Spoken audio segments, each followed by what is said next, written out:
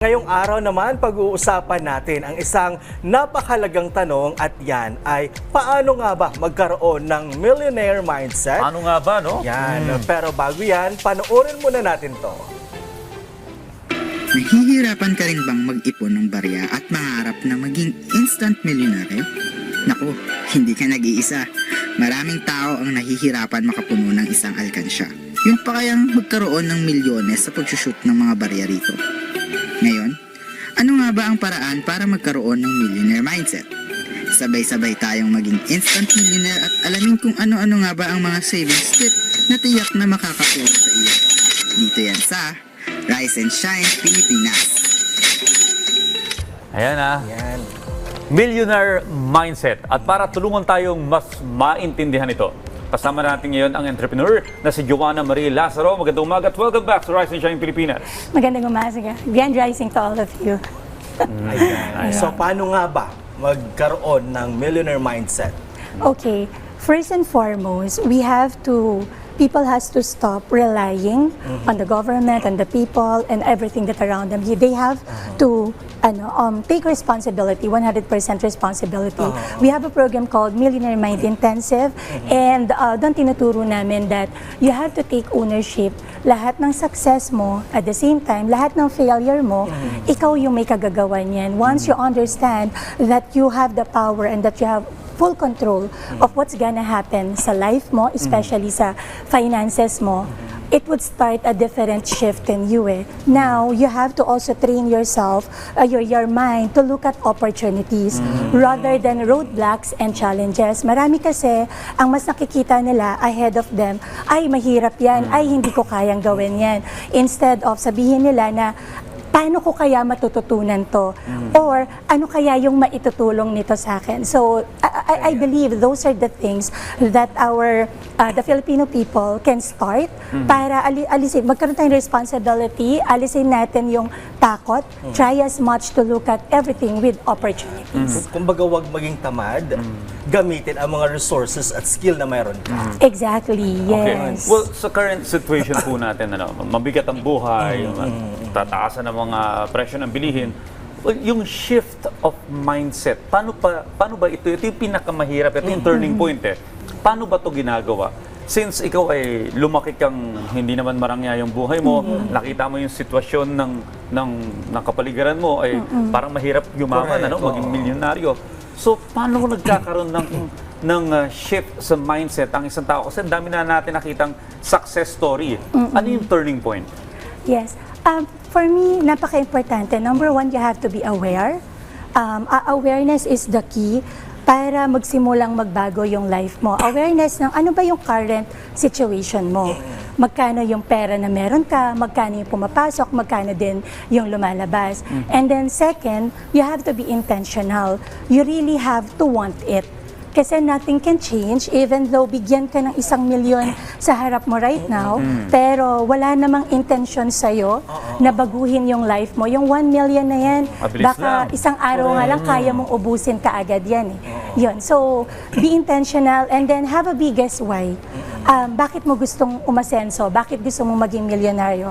Bakit gusto mong magbago yung buhay mo? Ayan, dito na papasok yung values and principle na ifo-focus mo para maging successful, di ba?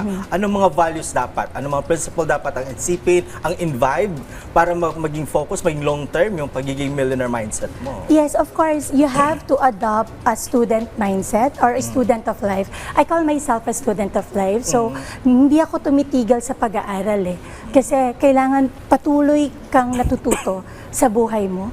And at the same time, kailangan yung resilience. Resilience is actually very important. Hindi lang siya basta masipag ka or matyaga ka, but resilient ka, meaning kahit na ilang beses ka pang bumagsak sa life mo, kaya mong bumangon or gugustuhin mong bumangon ng paulit-ulit hanggat hindi mo nakukuha yung ginogol mo, hindi mo titigilan yan. Yung gigil mo ba, mananatili sa'yo. Parang kailangan mo ng strong mindset talaga. Yes, yes. Well, ma'am, it is said, if you're the smartest person in the room, yes, you're in the wrong room. You're in the wrong room. Gaano kalaki yung factor na ang pinipili mong company or mga kaibigan magpapaangat din sa'yo? Yes, sabi nga nila, 'di ba, your network is your net worth. Yan yung natutunan ko yan kay Robert Kiyosaki, who is my mentor as well. So, right now, na nagsisimula ka, wanting to change your life, wanting to be financially successful, gugustuhin mo na mapaligiran ka ng mga tao who also have the same goal for their lives. Sabi nga, di ba, tell me who your friends are, I'm gonna tell you who you are. And sabi nga rin nila, ipakita mo sa akin yung mga kaibigan mo, malalaman ko na kung ano yung financial future mo. So napaka-importante na yung mga tao sa paligid mo, they think the same way. Gusto rin nilang umasenso, matyaga din sila, resilient din sila. Otherwise kasi kung pare-pareho kayong umaasa lang sa swerte, umaasa lang sa ayuda, sa bigay ng gobyerno, sa bigay ng mga tao sa paligid mo, then wala talagang magiging, hindi talaga magpo-forward. Oo, na-mention mo kanina mga friends. Yes. Sometimes mga friends may mga negative talaga dyan. Nandiyan yung negativity. So, paano mo maiwasan yan? Paano mo ma-overcome yon mga ganong bagay? Okay. Ito nabasa ko to sa libro ni Jim Rohn before. Sabi niya, kapag ganun yung mga kaibigan mo, then the next best thing for you to do is to step out of that friendship. Hindi mo sila iiwanan, hindi mo sila hindi mo sila kakalimutan na kaibigan mo, but rather you're gonna look for a new environment who would be supportive of your new goal or the new version that you wanna create for yourself. And that's what we do sa mga trainings na ginagawa namin sa company. Ayan. So ano naman yung advice mo para sa mga aspiring entrepreneurs na gustong magkaroon ng million mindset pero wala pang resources or connections? Yes, I started that way. I came from the squatters area, walang pera, walang connection, walang kakilala. Pero as long as may pangarap ka, determinado ka, and then madiskarte ka sa buhay, kayang-kaya mong magbago talaga, kayang-kaya mong i-shift yung sarili mo, not only in your mind, but also the status of your life. So, right now na nahihirapan ka, go out. Be intentional. Look for people. Right now, nasa Facebook lahat ng mga tao na po pwede mong i-follow. Sundan mo sila, basahin mo yung mga contents nila. Pumunta ka sa YouTube. Napakadaming free contents doon. Makinig ka sa mga speakers, sa mga trainers, right? Sa mga content creators who would provide the value that you are looking for. Ngayon, no excuses na talaga because everything is provided for. Yeah. Well, Ms. Joanna, may nabasa ko yung principle ng discipline versus passion. Sometimes kasi talagang pag passionate ka sa pagbubukas ng isang negosyo, talagang yung buong buhay mo, yung drive mo nandun eh. Pero may mga araw na wala kang drive. May mga araw na wala kang passion. Yes. So, paano mo maitutuloy yung burning passion na yun everyday, consistent?